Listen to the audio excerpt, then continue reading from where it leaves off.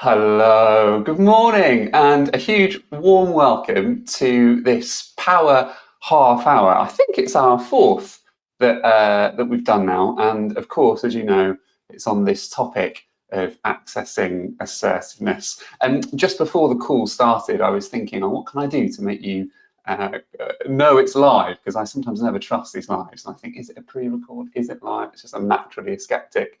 And it was really misty here, so I was about to declare the weather as a misty Wednesday morning, but then the gods decided to lift the mist as the live started. But hey, enough about the weather. For those of you who I don't know on this live, my name is Rob, and I'm the founder and director of an organisation called People People. And I won't give you too much history or bore on about what we do too much, because you're here to learn. But just so you know a little bit about kind of what you'll get in the next half an hour stylistically, I'll share a short amount about us. So we were founded about 7 years ago with the support of the Prince's Trust, who are now called the King's Trust. I'm very lucky to have had their support. And we partner with a range of different organisations from a wealth of different sectors to help people within those organisations to communicate interpersonally with more ease and more confidence and more clarity. And we do that across a suite of different communication skills courses, alive and interactive and bespoke, presentation skills courses, and something that we call mindset management. So understanding the intrapersonal, because I think oftentimes the conversations that we have are with ourselves, and then that comes out into the world in ways that we might like or that we might not be aware of. So all of our work is about helping people to see more behavioural and interpersonal choice in front of them. Very briefly, our methodology uses often tools from the world of theatre and performance and acting. Many of my colleagues trained as actors. That's sort of our roots, really. So we bring a rehearsal room-like approach to a learning environment, mixed with practical behavioural ways into the work. We also underpin everything we do with what we like to call a psychological mindedness. So that stems to this idea of what happens between us, making sense a little bit more of the invisible, perhaps, of the dynamics that are at play within a human interaction. And finally, I'm an executive coach, and many of my colleagues are exec coaches too. So our rooms take the feel of a coaching-like environment where we're moving with people towards somewhere they want to go, rather than this is the content, learn this stuff. And we're very delighted that you've given us your half an hour. If you stay for the whole half hour, brilliant, but of course you might need to dip off, or you might have just had enough.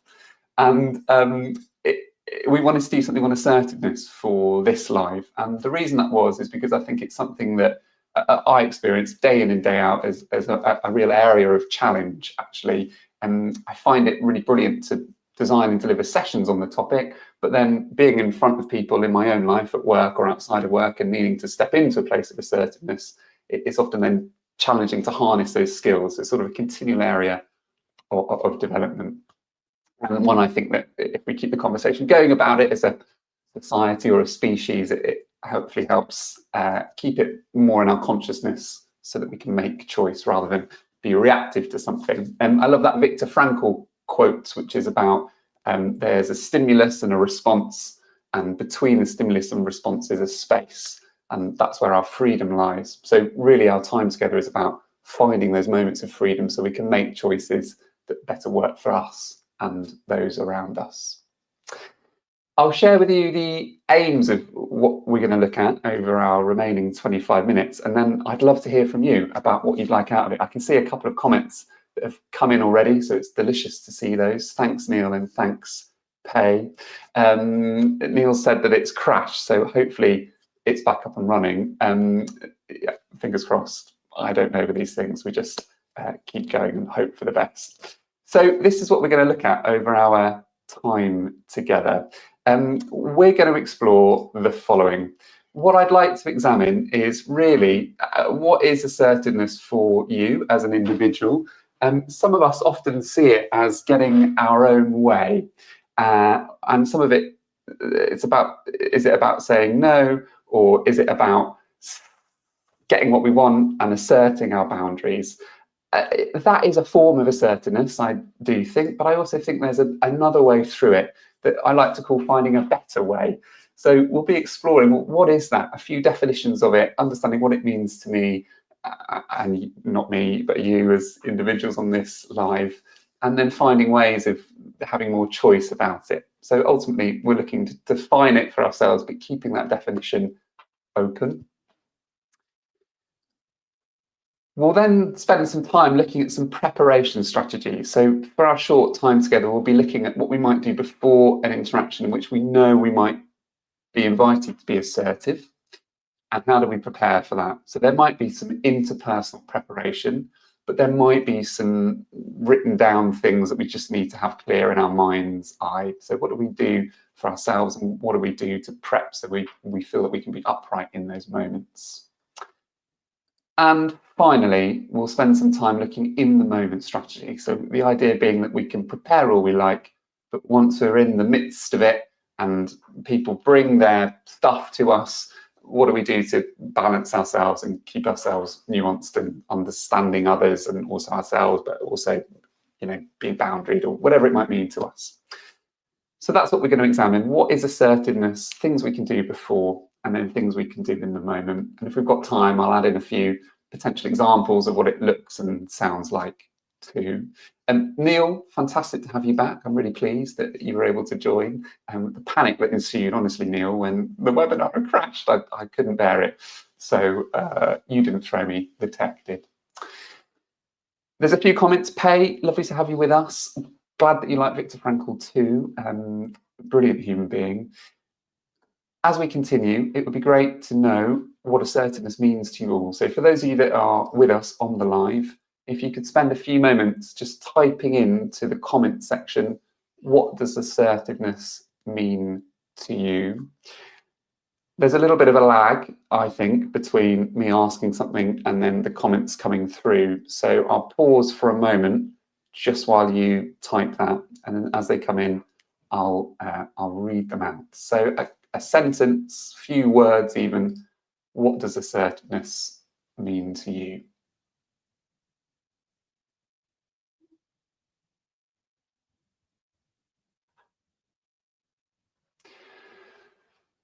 Some thoughts coming in.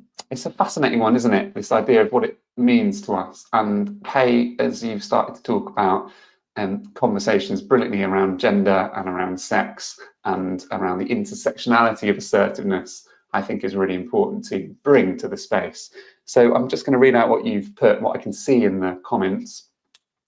For women, I think it's making our thoughts understood, but not making it a habit to preface what we say with I think, I guess, or other phrases that make us sound not confident with what we say, even if we know that we know our stuff. Yeah, so interesting that, isn't it? I suppose you're starting to allude to this idea of maybe minimizing language, things that just start to, use the word preface or just dilute the impact of what we're saying. We can have brilliant, glorious, beautiful points, but sometimes just the kind of language we use can just suddenly dilute it, can't it, out of nowhere. And it's interesting the factors that are at play within that. Sometimes it's those intersectional things that are at play in society that kind of cast us in a role. And I suppose there's also psychodynamic stuff that might happen. I'm no psychotherapist, but I'm really interested in what's activated in us, if that makes sense. So I might meet someone, they represent someone for me in my past or in my present, and suddenly everything goes and I under or I over assert. Erica, assertiveness for me is not stopping myself from saying what needs to be said for fear of how others might perceive it. Yeah, when we look at the definitions or the options of definitions, there's something really interesting that comes through of how we understand our rights and our needs, and that they have a place within society, within the world, I think. So it's kind of knowing that, irrespective of what others view of us, and how we access that space is really so difficult. And I've seen you added another comment, Erica, which is not assuming that my opinions are less valid than others. Yeah, speaks to brilliantly the same thing, I think, doesn't it? Finding that nuanced, balanced space. Claire, hello Claire, and hi Erica, I didn't say hello to you earlier. Yeah, being able to have tough conversations, but not in a confrontational way or manner, but rather a constructive way, 100%. Finding that, I'm going to use middle ground, but sometimes it might not be a middle ground, but having a mindset or an approach that goes, actually, I'm here to have this conversation and see where it goes and sit in it, and I'm safe. And that's the crucial thing, isn't it? About feeling psychologically safe within ourselves. Hopefully others are up for that too, but if not, like what resources do we call upon to do that? Lovely. Thank you for sharing those comments. There may have been others, but I can't always see them come in. Twist of LinkedIn fate, but do feel free as we go to continue to add those thoughts in on anything that we've got that we share with you. So let's look at some ideas of what it could also mean. I think a lot of it will speak to what you've written, but there might also be some other thoughts we might add in for good measure. So here are my slides once more. Oh yeah, I didn't say this. There's freebies at the end. If you manage to make it through for half an hour, if tech allows, if the mist doesn't descend, either emotionally on us all or literally, there's a few things I will share with you for free till the end of our time together. So, assertiveness, what is it? Is it about getting our own way? Are there better ways of us thinking about it collectively as individuals, collectively as a society or as individuals? And here's just a few thoughts, a few things I found that I think sort of speak to what assertiveness could or could not be. And the American Psychological Society say that assertiveness is an adaptive style of communication in which individuals express their feelings and their needs directly, while maintaining respect for others. I love that definition. I love that sense of it being an adaptive communication approach. I think so often, speaking for myself, and of course none of you here, but I can 100% go into an interaction, if I'm not careful, going, right, I've got to say this, get my point across. And that's valid because I want to express my feelings and my needs directly, but it could negate the respect for others unless I'm able to then sit in a place of listening. We'll look at something called push-pull in a little bit. So there's something about how can I adjust my approach depending on essentially my audience, whether that's more than one person, a group, or an individual in that moment. What so often happens, I think, and this speaks to your point, Claire, that you started to make in the comments, is that in our maybe fear sometimes of not being seen, or whatever it might be for us, or not getting across what we want in a basic sense, we can over-assert or under-assert, and it starts to then speak to your point, Pay, of the minimizing language we might use. So it's really being adaptive, but from a place of, I'm being really clear and direct with this, but I can also hold the space for you, and we can have an adult-to-adult conversation here. So it's that middle ground, and I like that adaptive approach. Again, if you've thoughts on this as I share the definitions, do feel free to put them in the comments, and we can continue the conversation that way. This is from someone called Parmakixis, I think you pronounce their name, and it speaks to a kind of wider point of assertiveness, which I think is quite interesting. So they say that assertive, or being assertive, helps individuals show their existence in society.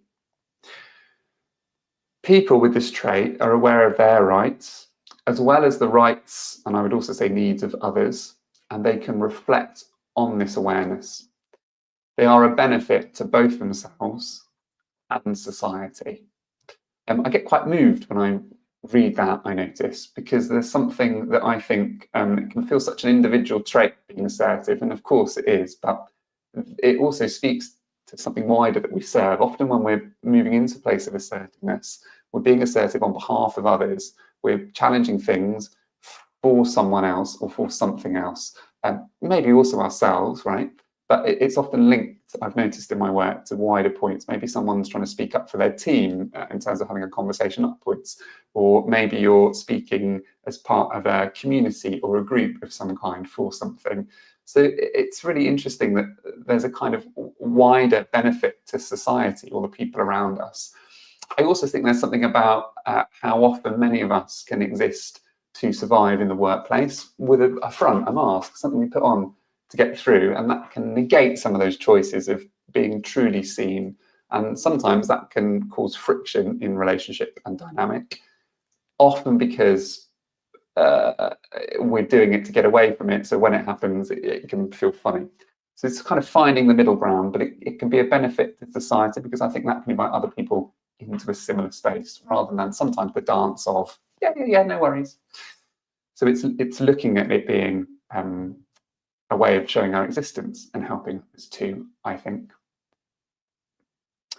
And finally, there's a study done in the States, and I found this quote, or came across this quote with someone I work with called Dr. Ali Brajeninov at King's College in London, and we were working together, and this quote came up that she showed. So I've pinched it from her, and I hope she doesn't mind. But it's from two academics in the States called Ames and Flynn, and they're talking about assertiveness in leadership, and they've come up with this concept of it being like salt in a sauce. And when there's too much or too little, it's hard to notice anything else. If you think about a sauce and you think about eating your dinner with a, I don't know, pasta sauce, if you have not enough salt, that's just so bland, isn't it? And if you have too much, it really salty and you want to spit it out. But when there's just right, when you've just seasoned the sauce appropriately, you notice everything else about the sauce, and the different flavors all work together in harmony. Not when I cook, but sometimes. So there's something about this being assertiveness in relation to leadership. If we have way too much of it, it's going to spoil the broth. But if we have too little, nothing happens. So we just want the right amount. It almost shouldn't be commented on. But we wouldn't want to say, oh, how would you describe it? Yeah, proper assertive. I don't want people to say that about me necessarily, because there's too much salt there, evidentially. So it's just about finding the right balance, I think. So there's some thoughts for us. Again, in the comments, let me know what you think about that. What is it about those definitions that speaks to you, and what's interesting for you?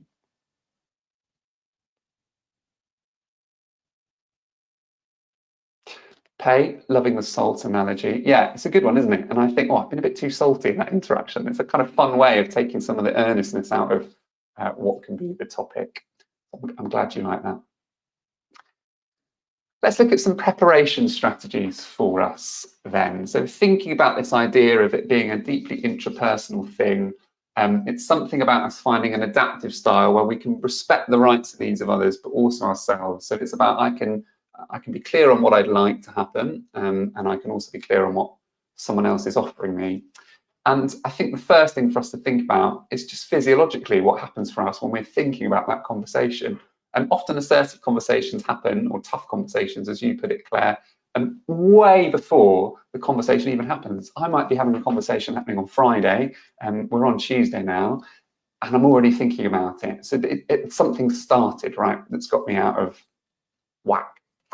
So I think one of the things to think about, and when I say out of whack, by the way, I mean that we can sometimes, we can be assertive naturally, but sometimes we overplay that or underplay that. So it's about finding, isn't it, the middle ground, and finding the right balance. And as you say, Erica, it's requiring judgment, isn't it, to get the balance right, and experience. So I think one of the first things just for us to hold in mind to prepare, or just check in with days before an interaction, or 5 minutes before, is this concept of plugging into the earth. And it's a technique that actors use all of the time in their work. And ultimately, it's about groundedness and alignment. It's, in theory, quite a simple strategy, but something perhaps that we don't always do. I'm going to talk us through it, and you're very welcome to join in as I do so. So it's looking for this sense of, let me just change this, of alignment. So what we might mean by that is just thinking first and foremost from the ground upwards. So the first thing for us to consider is, what are we doing with our feet? Are we sat with our feet hip width apart? As I said, what we're doing with our feet, they were tucked underneath. And as soon as my feet become tucked underneath, I become off center. My diaphragm collapses, basically. It's harder for me to breathe, and it's harder for me to there be clear with my voice. And then what starts to happen is I start to be quiet, or I go loud, etc. So it's much harder to find some kind of balance. So what I want to do is bring my feet hip width apart. I want to make sure that ideally my thighs, if I'm sat down, are kind of level before my knees. So they're not kind of like this, or they're not like this. So if you've got an adjustable seat and you're sitting, how can you make sure that your thighs are like going like this and then straight down to your feet that are hip width apart? Not kind of this old school mat spreading or folding our legs, but we're comfortable, but we're just upright, and it will give you much more of a sense of connection with the earth. Then we want to think about making sure our shoulders are above our hips and our back's not arched, but we're just thinking nice and delicately upright. And that will just allow us to breathe more clearly. And when we're breathing from our chest. And the amount of time that we're very lucky to do lots of different work with lots of different people, particularly when we're talking about voice work and breath work, it so often goes out of whack. So it's about finding alignment just before that conversation and keeping connected to the ground. So if we can do that, we'll often be starting from a place of much more stillness and alignment. But just thinking groundedness, centeredness, ease, clarity, I'm upright, I've got this. It's homeostasis rather than being dysregulated. The second preparatory strategy is called 4-stage scripting. It's very useful if you're going into an interaction in which you know you might need to have a clear message. And it works for some situations, but won't work for everyone. And this is what it looks like. So the first part of 4-stage scripting is about how we can be really clear on an understanding for someone else's position, and that the message starts from a place of positivity. It also remains entirely objective. And when things like assertiveness start to move in towards what might be perceived as being aggressive behaviours or critically parental behaviours, if we're using a framework like transactional analysis, it's when they become not objective and different statements are used that become accusatory. We want to remain objective. We can also be clear on what kind of boundaries we're working within so that we're expressing that, and that could be the hardest part if that's appropriate. And finally, succinctness. And we've done lots of work over the years with doctors delivering bad news, and one of the biggest things is how if you take time because you're dancing around the message, if you're delivering something very difficult, someone's brain is working overtime. It feels unsafe because it's uncertain. So how can we make the message succinct? As an example, this is what this might look like in practice. Let's take a scenario of someone that's consistently late for shifts. Let's say they do shift work, and that we as their manager are wanting to start an assertive conversation with, having had multiple conversations in the past, being on time, essentially. So we're going to follow this framework. First of all, positivity and understanding. I've noticed a pattern of lateness in your arrival time for your shifts, which I'd be really keen for us to solve, and I'm sure we can do that together. I find it quite hard as well to make it on time, so I totally appreciate that there are challenges involved. So it's moving towards that place of being positive. Like, I'm sure we can get there. This is what I'd like to talk about, because I know it's difficult. Rather than, look, you're late, what's going on? You need to sort it out. It's not accusatory.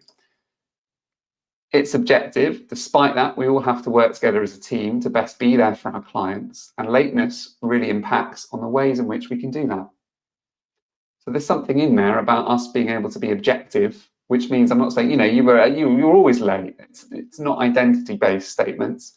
It's clear and objective. And for those of you that deliver feedback in your role, you'll start to notice some of the themes and objectivity. The boundary, if there's lateness, again, we'll start a conversation around formal proceedings. There's a requirement that you're punctual for all your shifts. How do you feel? And then we throw it back to someone else. So the fourth point is a bit mute because it's really the whole thing is underpinned by this foundation of succinctness rather than the last line being succinct. But I think it's something for us just to bear in mind. In essence, if I had to express this message in one sentence or two sentences, what is that for me? How do I remain objective?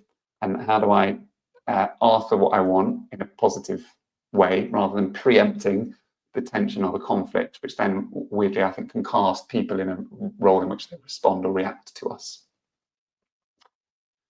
So once we've got that in mind, then we might not want to script it. We might just want to have it as a mindset of I'll be objective and punchy. We then might move on to things that we think about in the moment. And this starts to speak to some of the points that have been mentioned in the comments section so far, for those of you that have had a moment to share.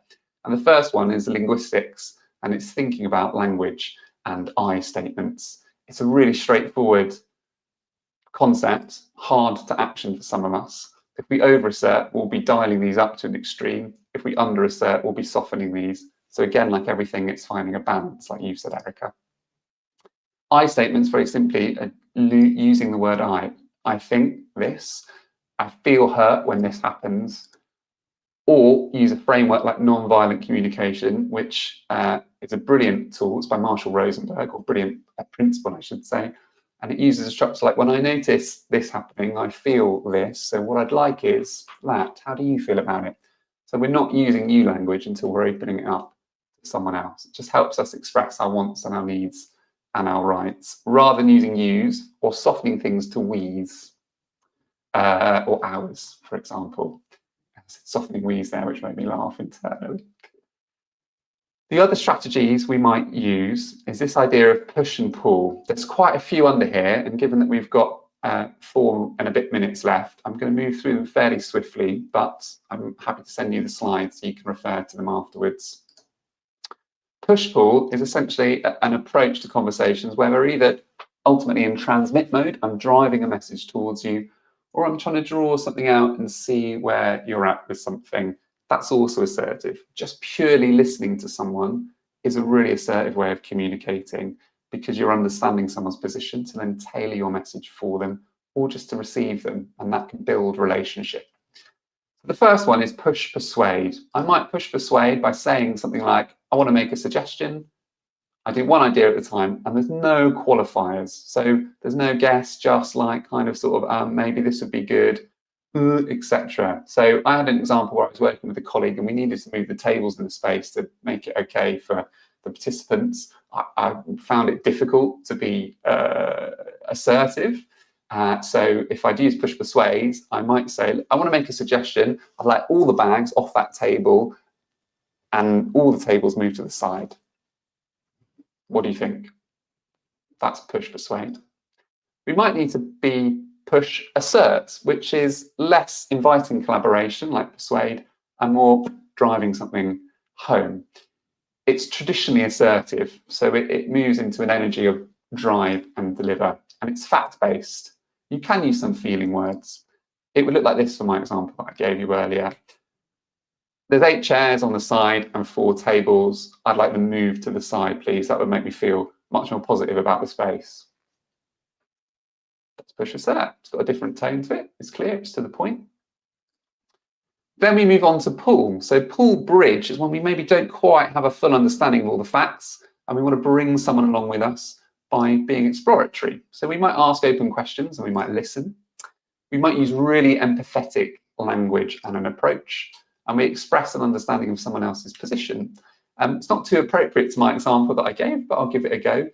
Let's say my colleague's called Riz. I might say, oh, Riz, I've noticed that there's bags on the tables and the space has lots of tables in it. I'm just wondering, what do you think about the layout of the space at the moment? Okay, so you're feeling it's pretty good. Yeah, interesting. I totally hear that, and I think I can see what you're saying in terms of it looking good. I feel like it might look better with tables moved to the side. What do you think about that? Oh, maybe if we move one table, then we could do that, because we're trying to find a win-win. I wouldn't say the win-win in the conversation, but that's it. So you're in a dialogue. It's difficult that, because we don't want to do a faux empathy where we say, oh, I understand your point, but I want this. But it's about how we flex and move with someone else. And the final one is pull attract. And that's where we really sell something to someone. It's where we use story, we might use images and metaphor. And finally, our language becomes away from facts and really adjectival. So we might be thinking about, hey, listen, I ran this session the other day and there was like no tables in the space. It was amazing. It was all in a horseshoe shape and the participants just loved it. So it was a very unusual pattern for them. I just really felt it got engagement. I could just see this space as having no tables in it at all. What do you reckon? And then hopefully they go, wow, I've never thought of a space like that. Let me move the tables. Of course, not always appropriate to the situation and scenario, which is where our judgment and experience and understanding of the situation and the person comes into play. But I think those are useful tools to think about. So with only 30 seconds left of our time together, this is what we've looked at. What is it? What is assertiveness? And what is it when we zoom out of it and think about what it brings into the world? And it's salty. How do we best prepare for it? So thinking about those resets physiologically that we might do beforehand. Also, you can use that in the moment. And what do we think about our message and how we phrase it? And something like 4-stage scripting can really help with that. And then what do you call on in the moment? I might just be thinking, I just need to push a bit more here, because in relation to the other, they're really driving the conversation. So I might drive too, or not. And I'm just withdrawing things back. If I leave you with nothing else from our short but sweet, I hope, time together, It's just to consider, what does someone else bring out in me? Less about what do they need and what do they want, but what's going to be my perhaps default belief or response to them. And therefore, what kind of language might I need to be really careful of or really mindful of? What's my approach to myself, but also to them? It's finding a balancing act, isn't it? And understanding what behaviors activate or trigger passivity in me, passive aggressiveness in me, or aggressiveness. So I move more towards that assertive place. As we close, I'd invite you to do the following. If you'd like some resources from today, we've got some handouts and the slide deck. Please, in the comments, put the words. Our interest really is in sharing skills on these sessions, but I'm also running a business. So it would be remiss of me, if you've been particularly interested in what we've done, not to say that if you'd like some information about the courses that we do, and we also offer one-to-one coaching on topics like assertiveness, put yes in the chat, and I'll send you a little bit more about the work that we do. If you don't want that, I'm not going to push things on to you, so you can just pop assert in the comments section. It's been a real pleasure. Thank you for joining me while the mist has lifted. If you're still with us, a pleasure and a privilege, and I hope you have a delicious rest of your Tuesday. Thank you so much for your time. Do pop in the comments assert if you'd like resources, or yes if you'd like to find out more about what we want, or both are also fine. Take care of yourselves, look after you and each other, and we do these every couple of months, so there'll be another one in a few months' time. So keep your eyes peeled if you've enjoyed it. Thank you and goodbye.